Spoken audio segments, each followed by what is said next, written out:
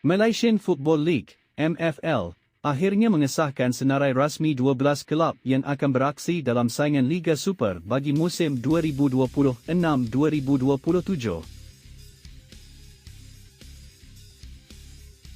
Pengesahan itu dibuat selepas PDRM-FC mengambil keputusan untuk menarik diri daripada saingan musim baharu sekaligus membuka ruang kepada Kelantan Red Warrior FC untuk mengisi kekosongan tersebut.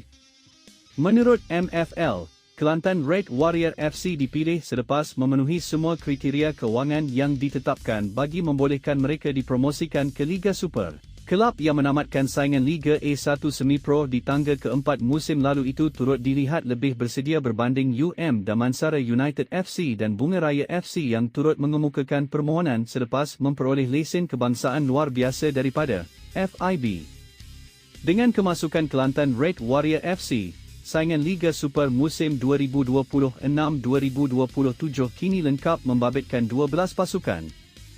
Berikut adalah senarai rasmi 12 kelab Liga Super musim 2026-2027.